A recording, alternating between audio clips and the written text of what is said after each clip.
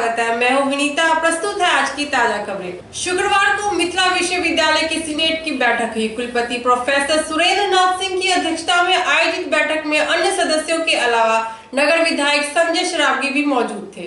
Doctor Vinod Kumar Chaudhary ने budget पेश किया। आयोजित बैठक के संबंध में कुलपति ने विस्तृत जानकारी दी।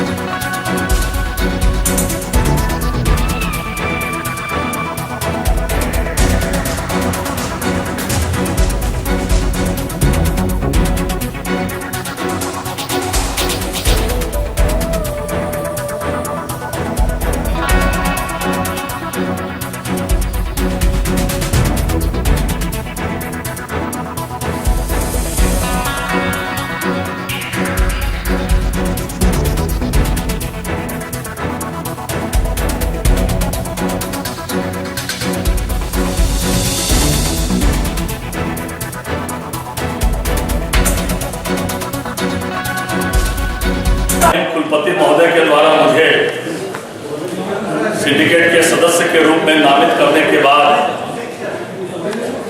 इस प्रथम बैठक में मैं आप लोग के समक्ष उपस्थित हुआ हूं।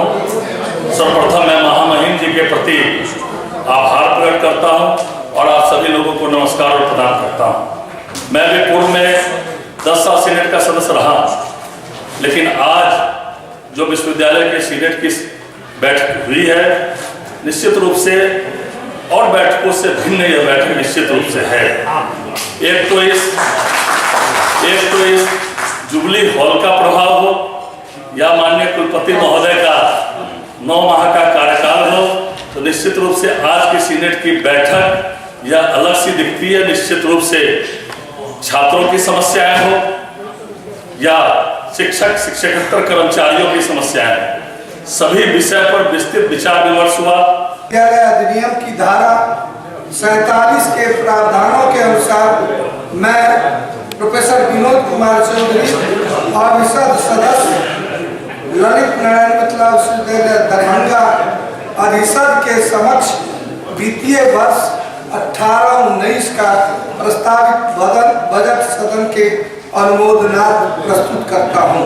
बजट के संबंध में बीच में मैं एक बात कहना चाहता हूं। हमारे कुलपति जी के संबंध में सारे लोगों ने कहा, बहुत सारी बातें कही, तो मैं बजट निर्माण में क्या हमारा रहा, कबीरा खड़ा बाजार में सबकी मांगे खैर, ना काहू से दोस्ती ना काहू से बैर। बजट इसी परिप्रेक्ष्य में हमने बनाया। वित्तीय वर्ष विदित हो कि वित्तीय वर्ष 18-19 का बजट राज्य सरकार के दिशा निर्देश एवं विहित प्रपत्र में तैयार किया गया। राज्य सरकार का जो भी दिशा निर्देश प्राप्त हुआ है, उसी आलोक में इसको बनाया गया है। जैसा कि हमने अपने संभावना में कहा था कि ये एक पब्लिक इंस्टीट्यूशन है जिसमें कि लोकहित ज़्यादा इम्पोर्टेंट होता है। तो लोकहित वाले जितने भी इंस्टीट्यूशन होते हैं उसमें घाटे का कोई आश्चर्य की बात नहीं है, लेकिन ये कोशिश हमारी होनी चाहिए कि घाटा जो है वो दिन पर दिन कम होता चला जाए। जैसा कि आप लोगों ने देखा कि बड़े ही सौहार्दपूर्ण माहौल में इस परिषद की मीटिंग हुई। सारे मेंबर जो है कंस्ट्रक्टिव वे में अपनी बात को कहते चले गए हैं और बजट जो हम लोगों ने किया था 1477 अरब का लगभग, मतलब जिसमें कि घाटा है हमारा 1313 अरब से ज़्यादा का है। तो बजट पेश किया गया है, तो मैंने उसको कह दिया है कि इसको भेजा जाए। अगर कोई त्रुटि पाई जाती है तो 3 दिन का समय दिया गया है, मेंबरान उसको लिख करके दे देंगे, उसको इनकॉर्पोरेट करके हम लोग सरकार के पास भेज देंगे। मिथिला विश्वविद्यालय के निकट भविष्य में संभावित छात्र संघ के चुनाव के तिथि की अविलंब घोषणा की मांग को लेकर एआईएसएफ ने जमकर रोड प्रदर्शन एवं सभा का आयोजन किया। एआईएसएफ कार्यकर्ताओं का कहना था कि बिना छात्र प्रतिनिधि को शामिल किए सीनेट की बैठक का कोई औचित्य नहीं है, अतः सीनेट की बैठक को स्थगित किया जाए।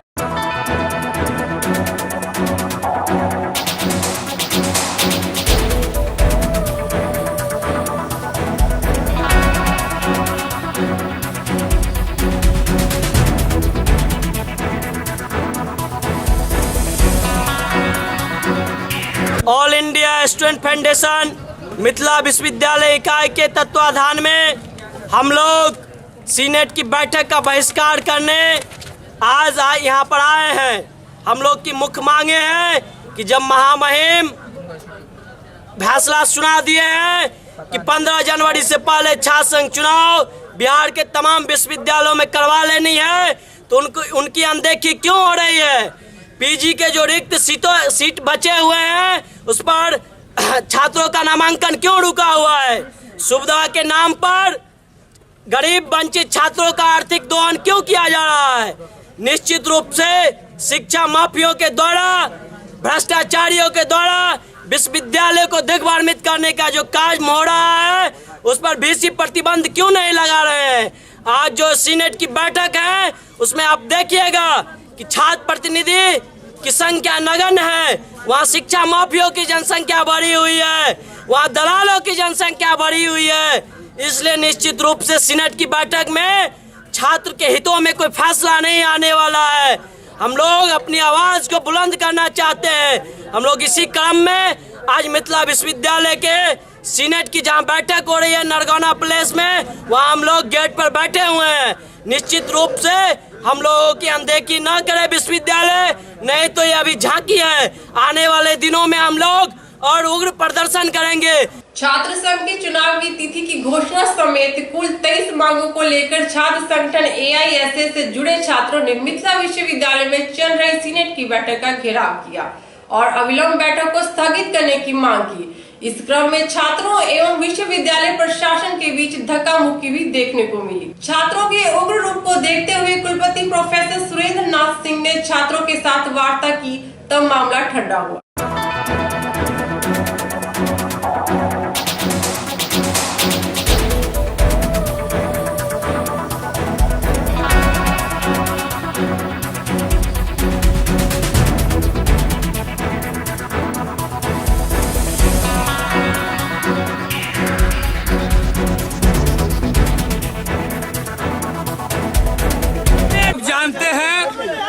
मिथिला विश्वविद्यालय की सीनेट की बैठक चल रही है और इस सीनेट के भीतर जो विश्वविद्यालय का सबसे बड़ा स्टेक होल्डर छात्र है, उस छात्र का कोई भी प्रतिनिधि सीनेट के भीतर नहीं है।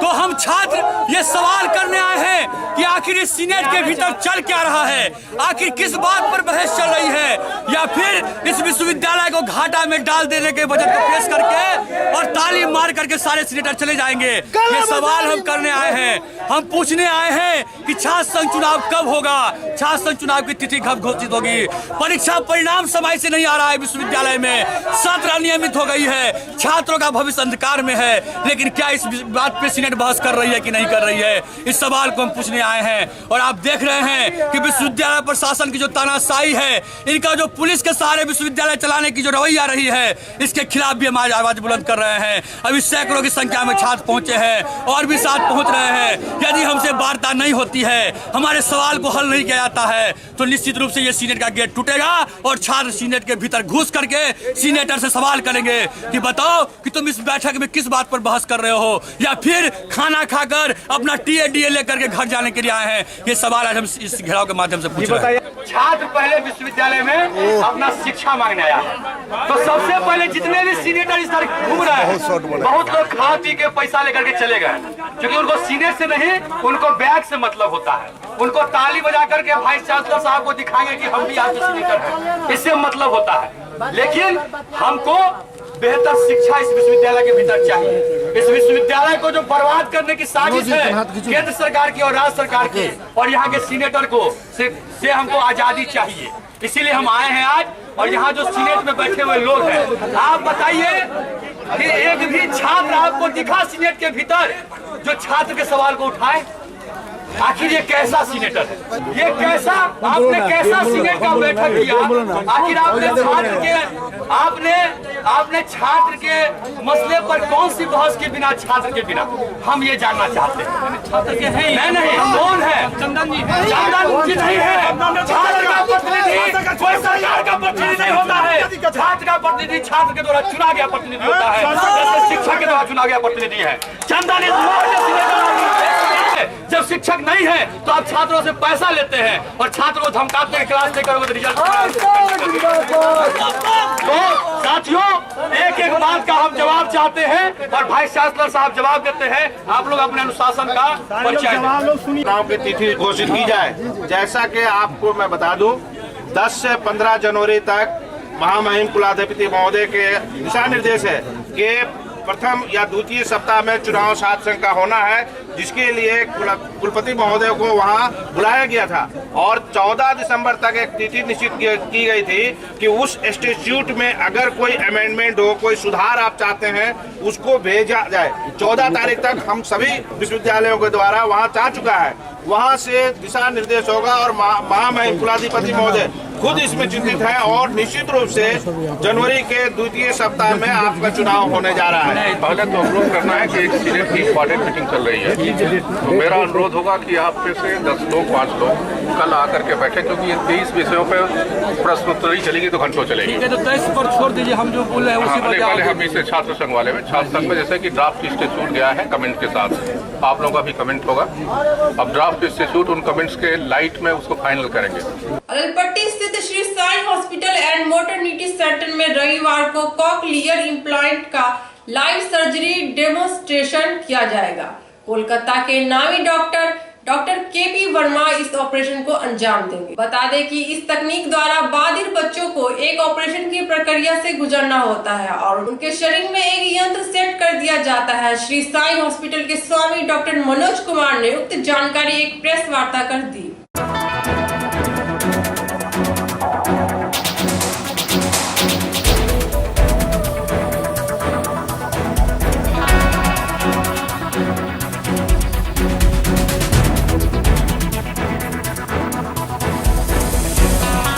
कॉकलियर इम्प्लांट है। कॉकलियर इम्प्लांट सर्जरी 24 दिसंबर रविवार के दिन शुरू होगी। लाइव सर्जरी डेमोन्स्ट्रेशन होगा। उसमें doctor KP Verma head of the department central hospitals Kolkata से आएंगे, जो लाइव सर्जरी डेमोन्स्ट्रेशन करेंगे। इम्प्लांट की जाएगी, उसकी सुनाई का कृत्रिम यंत्र लगाया जाएगा कान के अंदर, जिससे बच्चे सुनेंगे और सुनेंगे तो बच्चे बोलेंगे। ये अभी हमारे यहाँ जो है हम लोग 3 लाख पैकेज में काम कर रहे हैं। इसके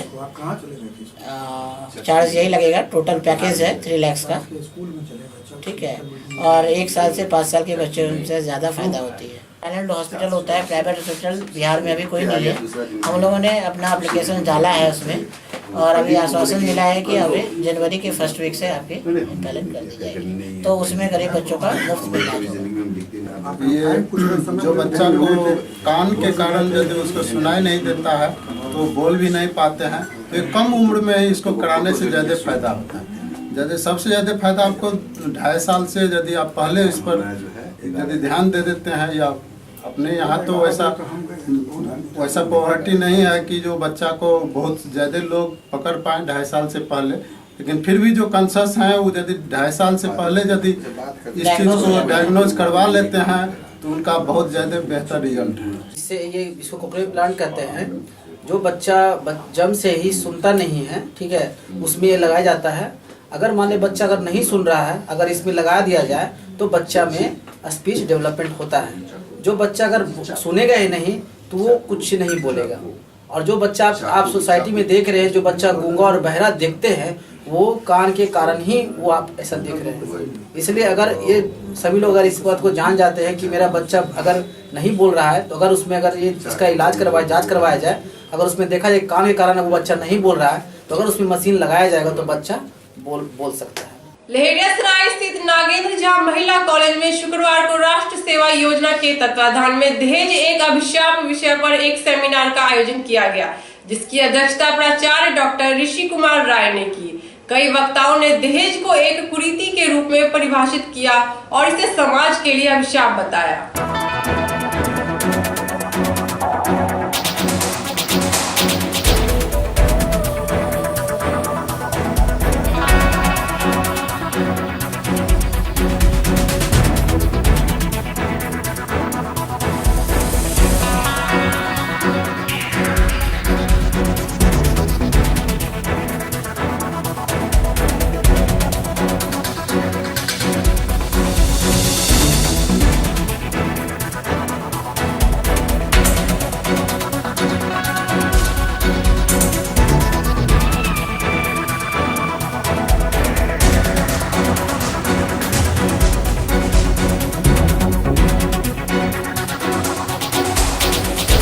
दहेज एक अभिशाप इस विषय पर सेमिनार का आयोजन किया गया है और हम लोग का ऐसा मानना है कि दहेज सिर्फ कहने से, भाषण करने से और संगोष्ठी करने से नहीं जाएगी।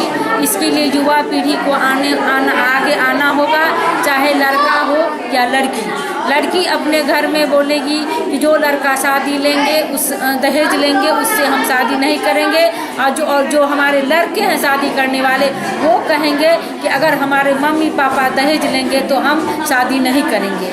एक ये दूसरी सामाजिक चेतना, समाज में किस तरह से हम जागृति फैलाएंगे कि हमारे माँ बाप, हमारे दादा दादी, माता पिता सब समझेंगे कि दहेज को हम किस तरह से ना कहेंगे। के बीच दहेज बेटी के लिए एक हिसाब है विषय पर एक संगोष्ठी का आयोजन किया गया है, जिसके माध्यम से छात्राओं को यह संकल्प लिया गया है छात्राओं के द्वारा कि जो लड़का दहेज लेगा उससे हम शादी नहीं करेंगे और जिस शादी में दहेज लिया जाएगा उसमें हम लोग भागीदारी नहीं करेंगे। यह बहुत बड़ी बात है और छात्राओं के द्वारा ऐसा संकल्प लिया जाना लगता है समाज में जागरूकता के लिए इससे बढ़िया कोई उपाय हो नहीं सकता है। यदि इस प्रकार की जागरूकता जागृत हो जाए समाज में तो दहेज रूपी दानव का जल्द से जल्द समाज से सफाया हो जाएगा और इसी उद्देश्य से महाविद्यालय की राष्ट्रीय सेवा योजना इकाई इस तरह का कार्यक्रम आयोजित कर महिला सशक्तिकरण की दिशा में ठोस पहल किया है। बहादुरपुर थाना अंतर्गत हरिपट्टी गांव में नहर पर बने पुल की स्थिति दिनों दिन जर्जर होती जा रही है। भारी वाहन गुजरने के समय पुल हिलने लगता है और कभी भी धराशायी हो सकता है। स्थानीय लोगों ने बताया कि पुल को बने लगभग 8 दशक बीत गया है और मरम्मत के अभाव में इस पुल की स्थिति बढ़ से बदतर होती चली गई है।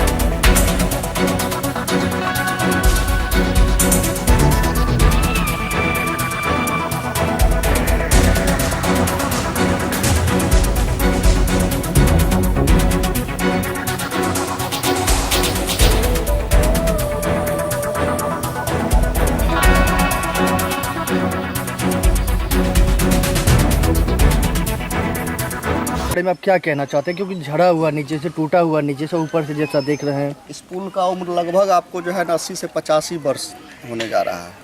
इससे पूर्व भी कई दिनों हम लोग जिला प्रशासन को भी इस पुल से अवगत करवाए, जबकि ये पुल जो है ना, इस पुल से जिला प्रशासन का जो ये है समाहरणालय जो है अपने दरभंगा जिला का मुश्किल से 1-1.5 किलोमीटर 2 किलोमीटर के अंतराल में है। पिछले साल भी ये सड़क बना था तो उसमें ठेकेदार को हम लोग आगाह करवाए थे कि भाई आप सड़क के साथ साथ इस पुल का भी एस्टीमेट तैयार करवाइए, लेकिन उसने कहा जो सिर्फ सड़क का एस्टीमेट है पुल का नहीं है। इसलिए पुल को देखने से भी आपको लगता होगा जो ऊपर से इस पुल को बना दिया जैसे लगता है नव निर्माण हुआ होगा, लेकिन वास्तु स्थिति इसका ये है, जो अगर आप अंदर का वीडियो अगर दिखलाएंगे तो पूरा क्लियर है, ये कभी भी धंस सकता है। इसलिए हम लोग प्रशासन से आग्रह करेंगे कि अति शीघ्र इस पुल को नवनिर्माण कराया जाए। प्रशासन अब बार बार कह रहे हैं, इसमें दोषी किस प्रशासन को आप मान रहे हैं? प्रखंड प्रशासन या जिला प्रशासन को? ये तो प्रखंड स्तर का वर्क नहीं है, ये तो जिला स्तर का वर्क है। इस पे तो हम जिला प्रशासन को आगाह करेंगे जो इसकी निर्माण कर। NSUI के तत्वाधान में शुक्रवार को डॉक्टर नागेंद्र झा महिला कॉलेज में सदस्यता अभियान चलाया गया। प्राप्त जानकारी के अनुसार सैकड़ों छात्राओं ने NSUI की सदस्यता ग्रहण की।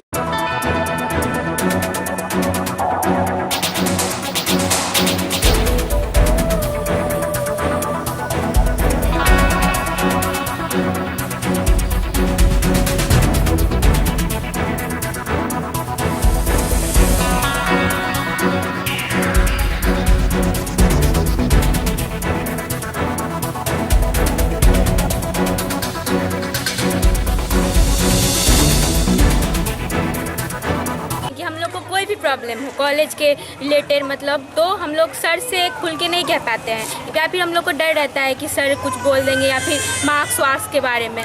तो हम लोग अगर इनसे कहेंगे तो ये हम लोग का आवाज़ बुलंद करेंगे और हम लोग का समस्या ना जल्द से जल्द सॉल्व करें। नागेंद्र झा महिला महाविद्यालय से हूँ और मैं इस संगठन से इसीलिए मैं जुड़ना चाहती हूँ, जो यहाँ कोई भी समस्या हो, मैं यहाँ तक कि प्रधानाध्यापक या प्रिंसिपल से महोदय से मैं नहीं कह पाती हूँ, इसीलिए मैं इस संगठन से जुड़ रही हूँ ताकि जो कुछ भी मुझे प्रॉब्लम हो मैं इन मतलब संगठन में बताई जाए और ये लोग मुझे हेल्प करें और मैं आवाज़ बुलंद करूँ और आगे जाऊँ।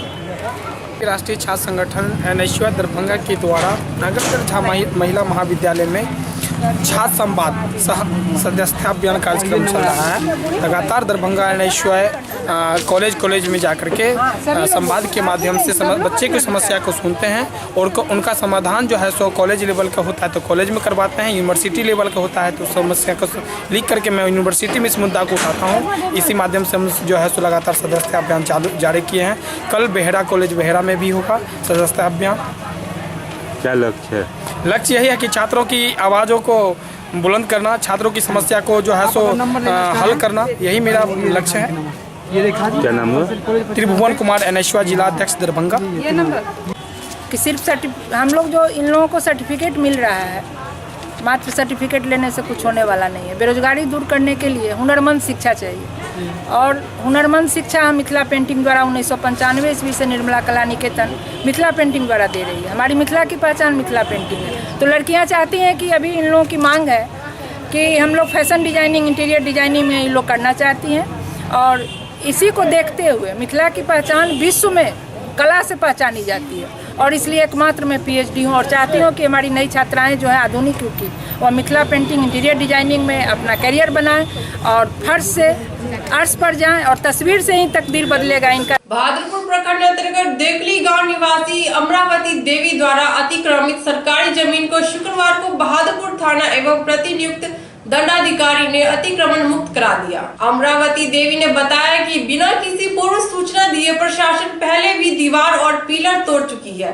जबकि अन्य अतिक्रमणकारियों पर कोई कार्रवाई नहीं की गई।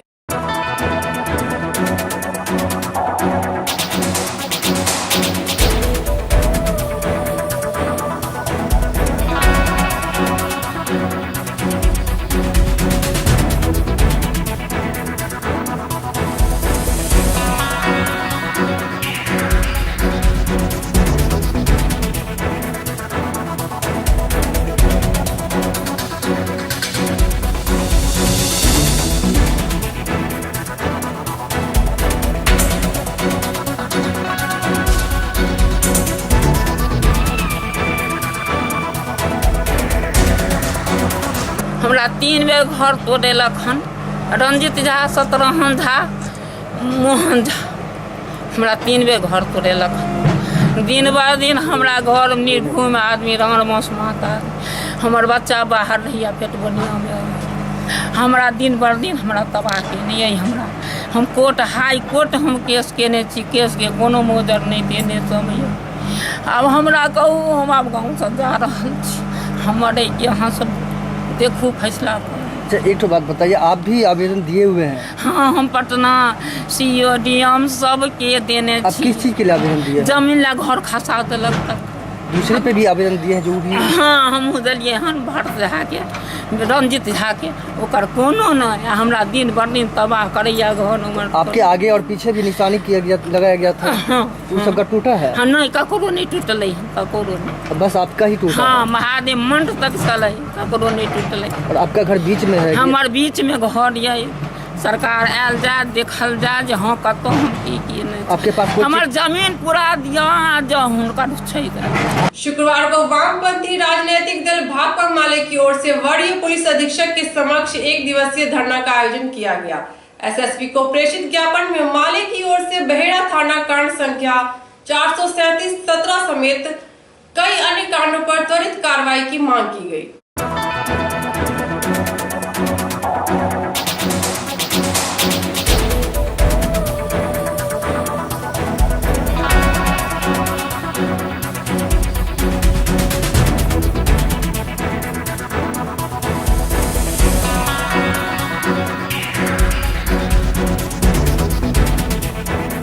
पार्टी के जिला सचिव ने रखे हैं।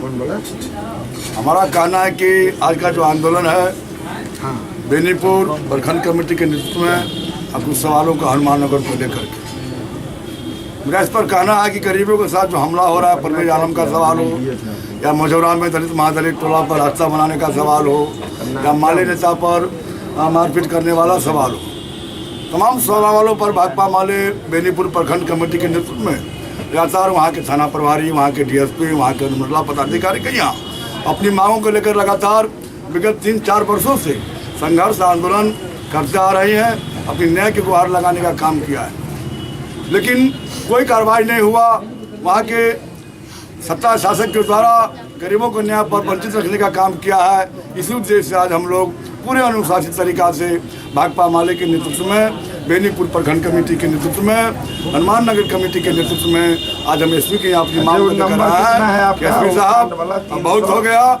अब बहेड़ा थाना के थाना प्रभारी से पूछिए वहाँ के गरीबों को परवेज आलम के साथ न्याय कैसे मिलेगा, सजनी देवी के साथ न्याय कैसे मिलेगा, मझौरा के गरीबों को रास्ता कैसे मिलेगा। आपने तो कहा रहा है कि 50 की आबादी में जहाँ दलित महादलित का टोला है वहाँ मुख्य सड़क से जोड़ने की काम शुरू किए हैं, लेकिन मझौरा गांव में आज भी 300 दलित महादलित का टोला है, आबादी है, और वहाँ के लंपट के द्वारा, वहाँ के दमंग लोगों के द्वारा वहाँ के गरीबों को गाँव टोला में रास्ता नहीं दिया जा रहा है। उनके बहु बेटियों का शादी ब्याह में कठिनाई हो रही है। आज की खबरें यहीं संपन्न हुई। दीजिए नीता को पूरी टीम के साथ इजाजत। धन्यवाद।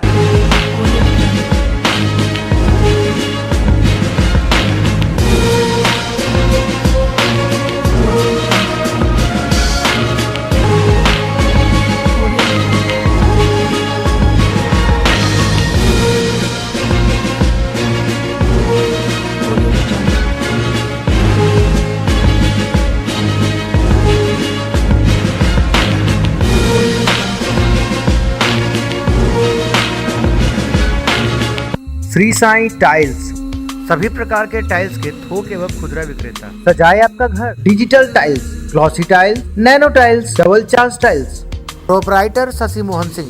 संपर्क करें सुनीता जायसवाल 8271120829। मनोज जी 7004886211। निखिल जी 8409663321।